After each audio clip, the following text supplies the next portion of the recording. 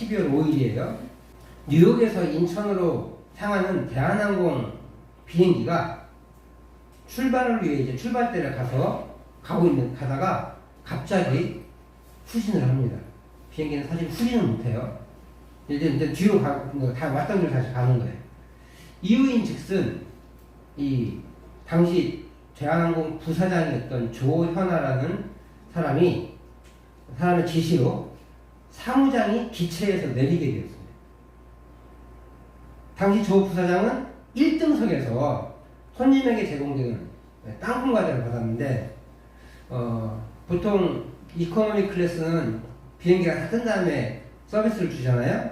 근데 이제 1등석은 뜰 때까지 시간이 있으니까 그때 기다릴 때 땅콩을 주나 봐요, 간식을.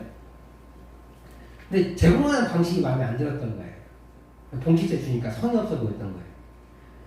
그래서 승무원에게 막 가진 욕설과 고함을 지르다가 분이 안 풀렸는지 너는 네가 뭘 알겠어, 사무장 데리고 와, 뭐 그래가지고 또 사무장에게 막 욕설을 퍼붓다가 때야! 막 비행기 안 뛰어! 그러면서 결국 그 사람을 중간에 내리게 거예요. 뭐 중간에 그냥 딱 내려서 서서 문만 열어서 내리면 좋은데 그게 아니라 항공기는 높으니까 거치대가 있어야 되잖아, 계단이. 그냥 그쪽까지 가가지고 내린 겁니다.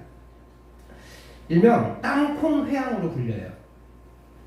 조현아 부사장은 이걸로 재판을 받습니다. 처음에는 징역 1년을 받아요. 왜냐하면 항공기 이탈이 큰 죄거든요. 항공기 경로 이탈이 아주 큰 죄인데 원래는 경로 이탈을 해가지고 실형 1년을 실형을 받습니다.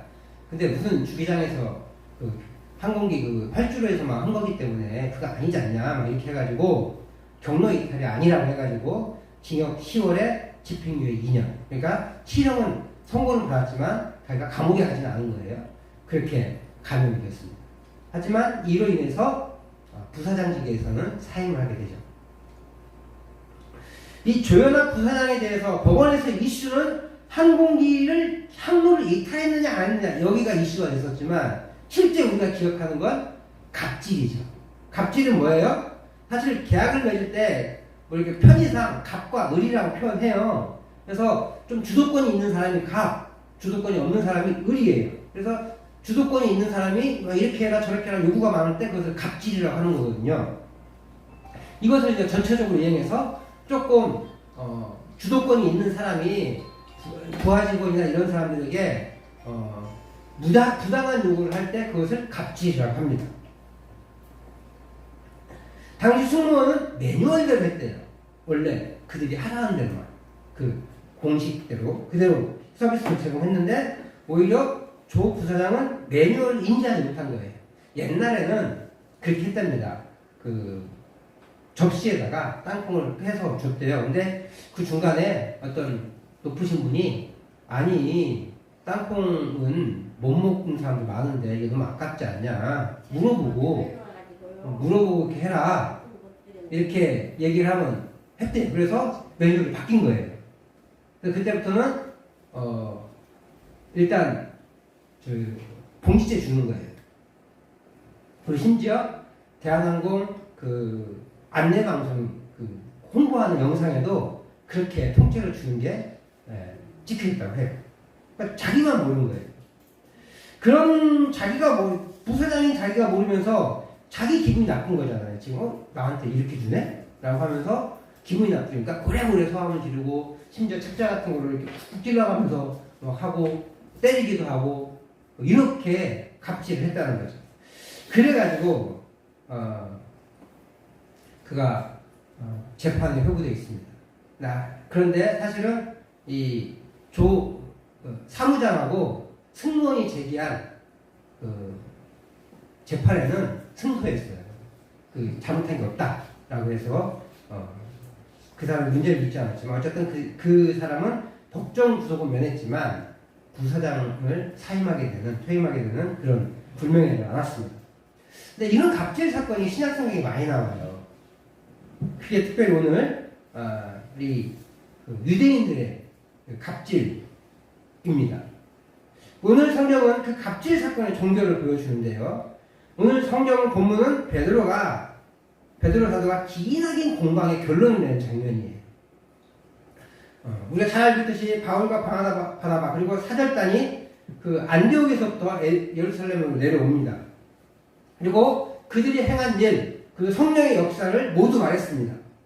그런데 역시 바리새파 출신 그 신자들이 아니 그래도 모세의 율법과 할례를 지켜야 참된 그리스도인이 되는 거 아니냐라고 또 반박을 하는 거예요. 그래서 오랜 시간 동안 갑론을박 그 논쟁이 일어났어요. 그게 6절과 7절인데 우리 같이 한번 6절 그리고 7절 상반절 말씀을 읽어보도록 하겠습니다. 시작. 사도와 장로들이 이 일을 의논하러 모여 많은 변론이 있은 후에 베드로가 일어나 말하되 신학적인 충돌이 일어난 거예요. 신학적인 거예요. 구원 어떻게 해야 구원을 받느냐? 믿음만으로 되느냐? 아니면 율법과 할례가 해야 진짜 영적인 모세의 후손이 될 수 있냐? 라는 신학적인 논쟁이에요. 그래서 오래도록 그 얘기를 했어요. 서로 자신들의 신학적 입장을 내세우며 하나님의 역사하심을 내세우며 계속 자기 의견을 주장합니다. 유대인 그리스도인들 뭐라고 했겠어요? 야, 구약 역사의 완성 예수 그리스도 아니냐?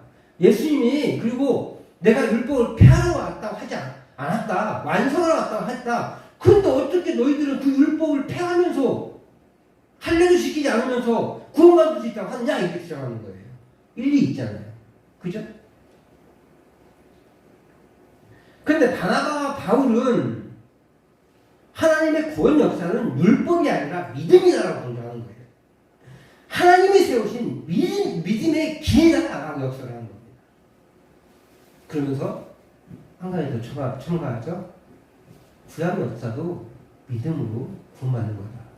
율법을 지켜서 구원받는 게 아니라 율법에 대한 믿음을 가지고 행했을 때 구원에 이르는 거다라고 얘기를 하는 거죠. 그러니까 너 어느 주장 어느 한편이 양보할 수 없어요. 지금 자신의 신학적 입장은 목숨을 거는 거예요.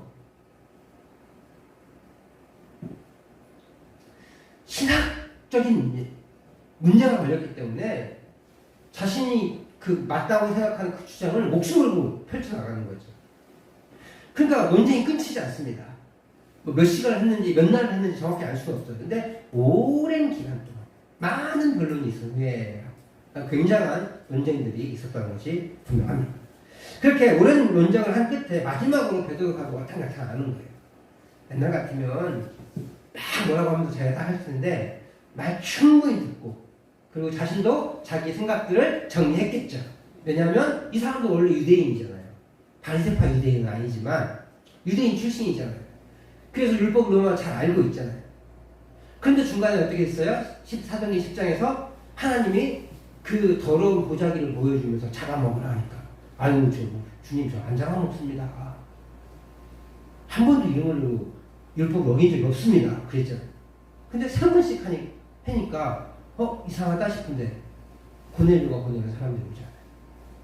그러면서 거기에서 성령의 역사가 일어나는 걸 보고 그들에게 세례줘서 구원의 확증을 선언합니다. 베드로는 경험을 했어요.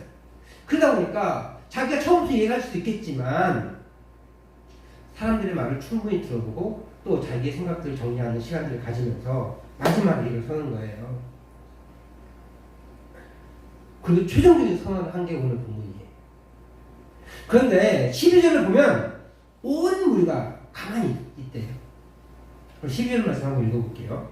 그 말을 다 이제 베드로가 이렇게 합시다 라고 했어요. 그 다음에 12절 시작. 온 무리가 가만히 있어 바나바와 바울이 하나님께서 자기들로 말미암아 이방인 중에서 행하신 표적과 기사에 관하여 말하는 것을 듣더니 온 무리가 가만히 있어. 그래서 결국 누가 나서요? 다시 바나바와 바울이 다시 나선 거예요. 그래서 말을 합니다. 그래서 그 말을 듣고 있는 거죠. 그리고 나중에 13절에 가면 이제 드디어 장로 야고보가 예수님의 동생 장로 야고보가 나와서 최종적인 중재안을 펼쳐주는 거예요. 장로 야고보의 중재는 좀 다음에 살펴보도록 하고요. 오늘 이 사도 베드로의 판결을 살펴보도록 하겠습니다. 7절 말씀 시작. 많은 변론이 있은 후에 베드로가 일어나 말하되 형제들아 너희도 알거니와 하나님이 이방인들로 내 입에서 복음의 말씀을 들어 믿게 하시려고 오래전부터 너희 가운데서 나를 택하시고. 베드로가 사도된 목적에 대해서 얘기를 하고 있는데 뭐라고 했어요? 이방인들에게 내 입으로 복음의 말씀을 듣게 하고. 자기가 사도된 목적은 자신의 입으로 이방인들에게 복음을 전하는 거예요. 근데 우리가 잘 아는 대로 베드로는 누구에게 복음을 주로 전했어요? 유대인들에게 복음을 주로 전했잖아요. 그래서 바울 사도는 갈라디아 2장 8절에 이렇게 얘기합니다. 갈라디아서 2장 8절 말씀 시작. 베드로에게 역사하사 그를 할례자의 사도로 삼으신 이가 또한 내게 역사하사 나를 이방인의 사도로 삼으셨느니라. 그러니까 자신들의 바울 사도가 자신이 이방인의 사도가 된 것은 하나님이신데 하나님은 베드로를 누구의 사도로 삼았대요? 할례자, 즉 유대인들의 사도를 삼았다는 거예요. 그만큼 베드로의 주된 사역은 누구예요? 유대인들이에요. 할례받은 사람이에요. 그런 그가 뭐라고 표현하느냐? 이방인들에게 복음의 말씀을 듣게 하시려고 나를 사도로 삼으셨다라고 말하는 거죠. 아마 고넬료 사건, 아까 얘기했던 것처럼 고넬료 사건을 두고 이야기한 것 같습니다. 그렇게 베드로 사도도 하나님이 이방인을 편견 없이 구원하신 모습을 보고 거부할 수가 없었던 거예요. 그리고 그래서 8절과 9절에서 성령을 주셨다. 그리고 차별하지 않으셨다. 라고 말합니다. 베드로의 생각이 바뀐 거예요. 원래는 유대인들에게만 복음을 전해야 된다고 생각했는데 고넬료 사건을 기점으로 통해서 베드로가 생각이 완전히 바뀐 거죠. 그리고 바나바와 바울이 1차 전도여행을 통해서 많은 이방인들을 구원을 받는 것을 보고 이게 내가 가지고 있는 내가 옛날에 경험했던 것이 정말이었구나, 하나님 뜻이었구나 라는 걸 다시 한번 깨달은 거죠. 그리고 나서 이제 그가 생각이 완전히 정립되고 확정되으니까 이제 명확하게 선언하는 거예요. 하나님께서 나를 이방인에게 나를 통해서 이방인에게 복음을 전하게 하시려고 사도 삼으셨다 라고 분명하게 말할 수 있는 것이죠. 그런데 여기서 그럼에도 할례를 행하고 율법을 요구해야 하는 건 아닙니까? 라고 질문할 수 있어요. 그럴 수 있어요. 구약이 폐기되지 않았으니까 할례하지 말아라. 그리고 율법 지키지 말아라. 이런 말 없지 않습니까? 그러니까 하나님 주님이 예수님이 율법을 완성했으니까 우리는 그걸 지켜야 됩니다. 라고 분명히 말할 수 있을 거예요. 그런데 하나님이 베드로에게 그들에게 성령이 임하면 할례를 행하고 율법을 준수하게 해라 라고 말씀하시지 않으셨기에 베드로도 고넬료에게 너 이제 할례 받고 율법 준수해라 라고 말을 하지 않은 거예요. 뭐만 전했어요? 예수 그리스도의 복음만 그들에게 전했을 뿐인 거예요. 모르긴 몰라도 고넬료는 율법을 잘 지켰을 거예요. 왜냐하면 이미 경건한 사람이었고 이미 하나님을 예배하는 사람이었기 때문에 유대교의 전통에 그 전통을 이해하고 그 율법을 충분히 이해했던 사람이었을 거예요. 다만 할례는 행하지 않았을 확률이 굉장히 높지만 율법은 잘 지켰을 거예요. 그러나 그것이 구원의 방편이 될 수 없다는 거예요.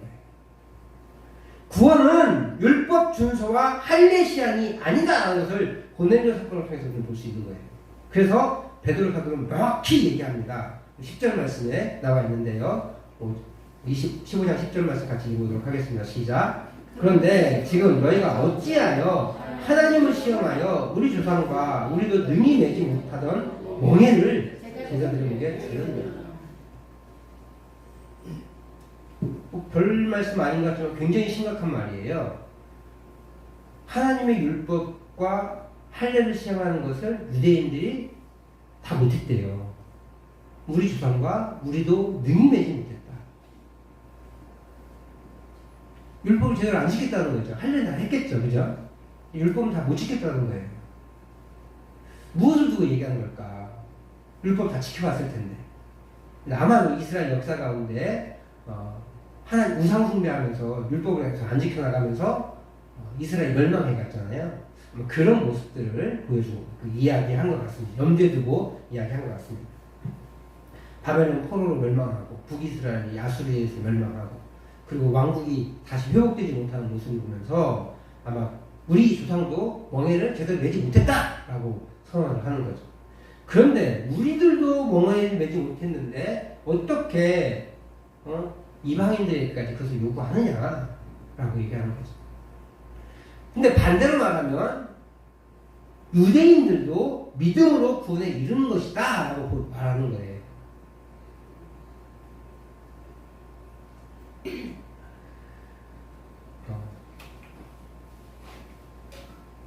이 우리 조상과 우리도 능히 매지 못했던 멍에 율법이 그 율법을 그들이 충분하게 지키지 못했다는 것을 보여주고 있습니다. 그러므로 8절에서는요 베드로 사도는 우리 성령을 우리에게와 그들에게도 주셨다라고 말합니다. 하나님께서 우리에게 성령을 주셨는데 이미 우리에게 주셨어요. 그죠? 그러니까 여기서 우리는 유대인들이에요. 유대인들에게 주셨습니다. 그런데 누구에게 주셨느냐? 그들에게. 누구에게? 이방인들에게도 율법을 주셨다라고 말하는 거죠. 저는 지금 사도행전 15장을 보고 있습니다. 그래서 이 구원 역사는 하나님이 출신의 차별을 없앴다는 것을 얘기해요. 출신의 차별을 없었던 것을 분명하게 말씀하고 계십니다. 이것은 구원이 하나님의 방편에서 나오는 것이지 우리의 노력에서 이루어지는 것이 아님을 분명히 보여주고 있습니다. 그러므로 우리가 실패한 것을 그들에게 요구할 수 없다라는 것이 베드로 사도의 강력한 주장이면서 유대인들과 마찬가지로 이방인들도 주 예수의 은혜로 구원받음을 분명히 말하고 있어요. 사도행전 15장 11절 말씀에 이렇게 기록되어 있습니다. 우리 같이 한번 사도행전 15장 11절 말씀 읽어보도록 하겠습니다. 시작. 그러나 우리는 그들이 우리와 동일하게 주 예수의 은혜로 구원받는 줄을 믿노라 하니라. 아멘. 사실 유대인들은요 생명이 율법에서 나온다고 믿었어요. 그러니까 그들이 구원받는 것이 율법을 통해서 구원을 받는다고 믿은 거예요. 그래서 유대인들은 생명을 수여하는 율법이라고 믿었습니다. 그러나 하나님은 율법을 통해서 구원의 길을 주신 게 아니에요. 율법을 통해서 인간의 한계를 분명히 보여주는 거예요. 또 동시에 율법을 지키는 것도 역시 믿음에 의한 것임을 말씀해 주고 계십니다. 그래서 결국 유대인들도요, 구약의 유대인들도 율법으로 구원받는 게 아니라 믿음으로 구원받는 거예요. 히브리서에 보면 그게 믿음에 대해서 계속 강조하고 있는 거예요. 아브라함이 믿을 때, 로마서에도 그렇죠. 아브라함이 믿을 때, 구원받을 때, 의롭다고 여길 때 행위로 그랬느냐? 아니다. 믿음으로 그랬다. 그렇게 해서 바울 사도가 계속 믿음을 강조하고 있는 거예요. 유대인들도 믿음으로 구원받는다는 거죠. 율법이 아니라. 오늘 베드로 사도는 그것을 가르치고 있는 겁니다. 위에서 보는 바와 같이 베드로 사도는 유대인 출신이에요. 그죠? 그 유대인 출신 자신과 그리고 바리새파 출신 그리스도인들에게도 동일하게 주 예수의 은혜로 구원을 받는다라고 표현하고 있어요. 우리는 그들이 우리와 동일하게, 여기서 우리는 베드로 자신을 포함해서 그 바리새파 유대인들이에요. 그들도 그리고 이방인들도 주 예수의 은혜로 구원을 받는 줄 나는 믿는다. 베드로가 선언하는 거죠. 그렇다고 바리새파 유대인들이 자신의 생각들을 그렇습니다라고 인정했느냐? 그렇지 않습니다. 앞으로도 그 서신서들을 보면은요, 계속 그런 논쟁이 일어나요. 사실 우리가 다음 주에 살펴볼 야고보서에 보고 그 다음 주에 살펴볼 야고보 사도행전 마지막으로 15장 마지막을 보면 다 편지해서 각 교회에다 보내거든요. 근데 그 유대인 그리스도인들이 다 그 글을 읽었을 거예요. 근데도 거기에 동의하지 않고 계속 율법을 지켜야 된다, 할 일을 행해야 된다라고 문제가 생기니까 바울 사도가 계속 그런 편지를 쓰는 거거든요. 어쨌든 그들 지금 이 순간 베드로가 선언을 했음에도 불구하고 12절에 보니까 뭐라고 표현되어 있어요? 가만히 있었어요. 가만히. 다시 말하면 그 말에 동의를 못하고 있다는 거예요. 그래서 다시 누가 나와요? 바나바와 바울 사도가 나와서 다시 1차 전도여행을 했던 그 은혜들, 성령의 역사들을 이야기하는 것이죠. 근데 반박은 못해. 왜요? 베드로니까. 예루살렘 교회 수장인데 함부로 반박할 수 없잖아요. 아, 저거 아닌데, 막 이러고 있는 거죠. 나는 동의하지 못하겠습니다. 라고 얘기하지만 감히 손들어서 베드로를 면박 줄 수 없기에 가만히 있는 거죠. 곰곰이 생각해 봅니다. 우리나라에서는 술, 담배가 그런 요소 아닐까요? 한국 사람이 예수님 믿는데 두 가지 걸림돌이 있어요. 첫 번째가 술, 담배. 두 번째가 제사. 천주교에서는 제사 때문에 많은 사람들이 박해를 받고 그리고 그 순교를 당했거든요. 근데 어느 순간 바티칸에서 한국에서의 제사는 우상숭배가 아니라 문화행사이다. 문화적인 측면이다. 인정해준다. 그래서 제사를 지닙니다. 그리고 큰 천주교에서는 이 술을 금지하지 않아요. 그래서 술, 담배 다 합니다. 다만 사제들만 결혼을 못하게 하죠. 바울 사도가 결혼 안 했다는 이유로. 근데 기독교에서 유독 기독교만 아직 제사를 포기하지 못했어요. 두 번째, 술, 담배를 계속해서 교회 다니면 술, 담배를 끊어야 된다고 얘기를 합니다. 제사 문제는 신학적인 문제이기 때문에 조금 더 조심스러워요. 문화 행사를 볼 것인가? 한국의 문화로 볼 것인가? 아니면 우상숭배를 볼 것인가? 카톨릭은 우상숭배를 문화로 보는 거고 우리 기독교는 우상숭배를 보는 거예요. 이유가 있어요. 다. 우리는 조상을 신으로 섬기기 때문에. 그래서 우리는 그것을 우상숭배라고 보는 거예요. 카톨릭은 그걸 그렇게 인정하지 않고 있을 뿐이에요. 근데 술, 담배는 성경적 근거가 별로 없어요. 심지어 바울 사도는요, 디모데는 목사님이에요. 술을 안 먹으니까 야, 너 건강이 안 좋잖아. 포도주를 좀 마셔라. 그래. 건강을 위해서 포도주를 좀 마시래요. 반주 하라는 거, 반주. 물론 성경의 구약의 나시린들을 보면은 솔로몬 같은 경우는 머리도 깎지 말고 포도주도 마시지 말라고 했어요. 심지어 누가 먹으면요, 소주를 먹지 말라고 돼 있어요. 재밌죠? 그렇긴 하지만 특별한 경우거든요. 그리스도인들에게 술을 먹지 말라는 말은 없어요. 담배는 성경시대에 없었어요. 담배는 성경에 나올 수가 없어요. 성경시대에는 담배가 없었으니까. 성경이 기록된 당시에는 담배라는 게 없었으니까. 성경의 근거를 찾을 수가 없는 거예요. 다시 말하면 술, 담배 문제는요, 구원의 문제를 결정할 수 있는 게 아니라는 거예요. 술, 담배로 예수 못 믿으면 우리는 예수 믿을 사람이 단 한 사람도 없습니다. 죄 안 지은 사람이 세상에 있어요. 우상 숭배는 신학적인 문제예요. 하나님과 우상을 동시에 섬길 수 없다고 했어요. 그렇기 때문에 우상 숭배는 하나님을 섬기는 게 되지 못합니다. 근데 이제 우상의 범위가 나중에 넓어지죠. 어떻게 넓어져요? 내가 하나님보다 더 사랑하는 그 어떤 것이랑 다 우상이 되는 거예요. 술을 너무 사랑한다? 그럼 술이 우상이 되는 거고, 자녀를 너무 사랑한다? 그럼 자녀가 우상이 되는 거고, 돈을 너무 많이 사랑한다? 그럼 돈이 우상이 되는 거예요. 어떤 사람이 이런 얘기 하더라고요. 대한민국은 돈에 미쳐있다. 조금 기독교적으로 포장하면 대한민국은 돈을 섬긴다.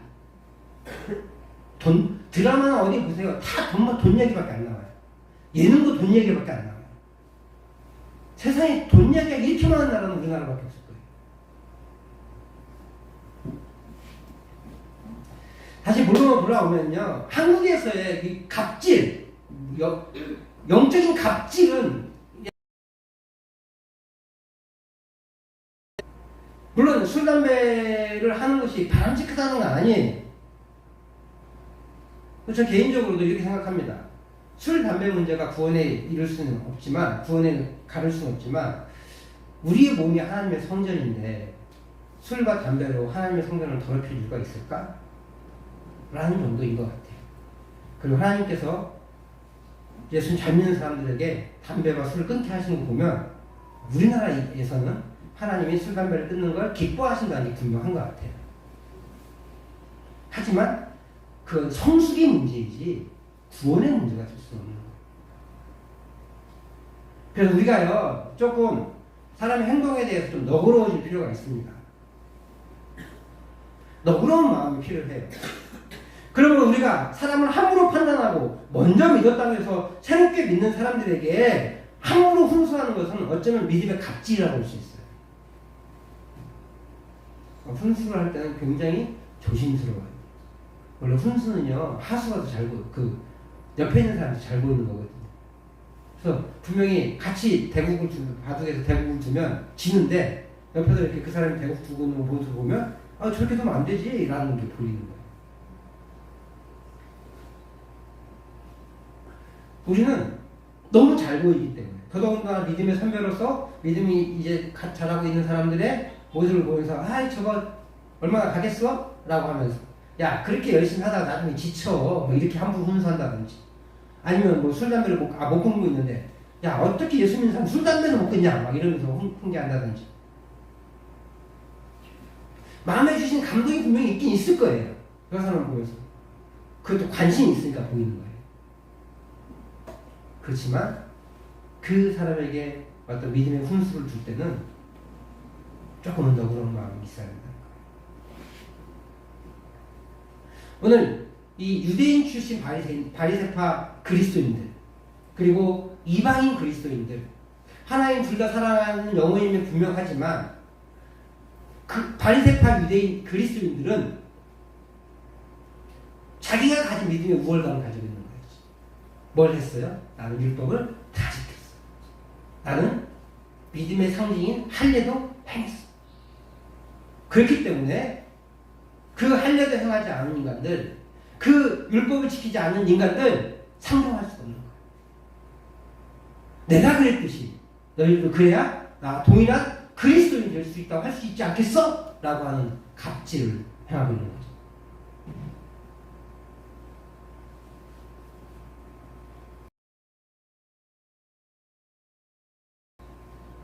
우리가 사람의 그 부족한 모습을 보면 변화를 요구할 수 있습니다. 왜냐면 보이니까 그때. 근데 우리가 그렇게 변화를 요구하고 부담을 막 가중시켜서 난 예수 안 믿을래. 힘들어서 못 믿겠어 라고 하는 것보다는 동일하게 하나님의 백성임을 인정하고 고귀한 존재를 여기고 그를 위해 기도하는 것이 우리에게 필요하다는 거예요. 내버려두고 방치하는 말이 아니라 먼저 기도가 필요해요. 하나님 저 영혼이 아직 주님을 깊이 사랑하지 못한 것 같은데 주님 깊이 사랑할 수 있게 해주세요. 제가 보기에는 저것은 저 영혼을 망치는 것인데 아직도 계속 행하고 있어요. 주님 그 영혼을 불쌍히 여기셔서 멈추게 해주세요. 근데 담배를 하루아침에 끊는 사람들 보면 술 흘리는 담배를 하루아침에 끊는 사람들 보면 어느 날 하루아침에 역겨워지더래요. 근데 의지로 끊는 사람들은 담배를 다시 피더라고요. 저희 아버님이 꼴초에 술 고래하셨어요. 근데 일단 집사가 돼서 끊었어요. 근데 외갓집을 갔거든요. 근데 외가에는 예수를 잘 안 믿어요.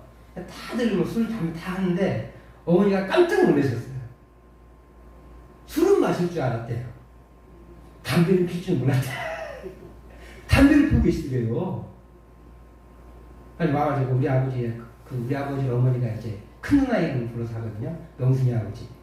내가 친정에 갔을 때 술은 마실 줄 알았지만 담배를 필 줄 몰랐네. 그러면서 한마디 하시더라고요.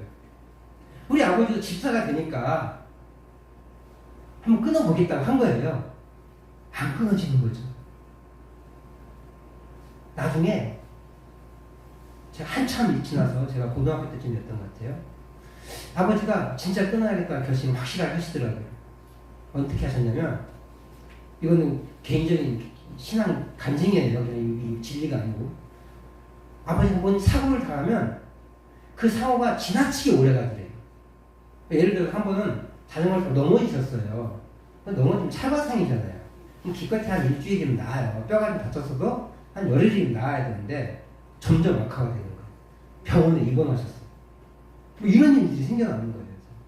근데 곰곰이 아버지가 생각해 봤대요. 언제 그런 일들이 일어났는지 보니까 꼭 술 마신 다음에 생기더래요. 아, 끊어야 되는가 보구나 라면서 끊으셨어요. 그리고 집사 안수를 받으셨어요. 조금은 너그러운 마음을 우리가 가지고 있다면요, 그것을 정죄해가지고 교회에 발붙이지 못하는 일을 만들지 않는 거예요. 우리 아버지도 신앙생활 한 지 30년 되어서 술, 담배를 완전히 끊으셨거든요.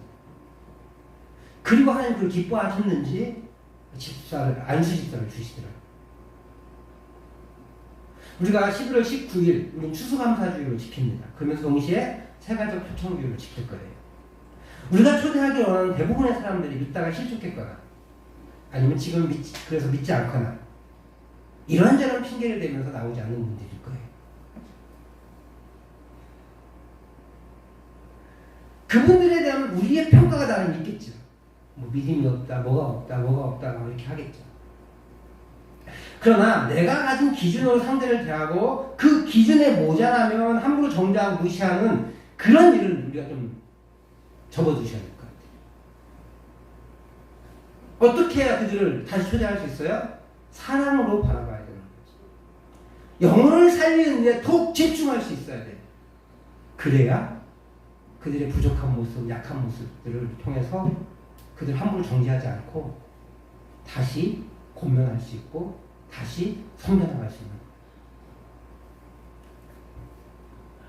우리가 그 하나님의 사랑을 바탕으로 하나님께서 우리에게 구원의 문을 열어주셨잖아요.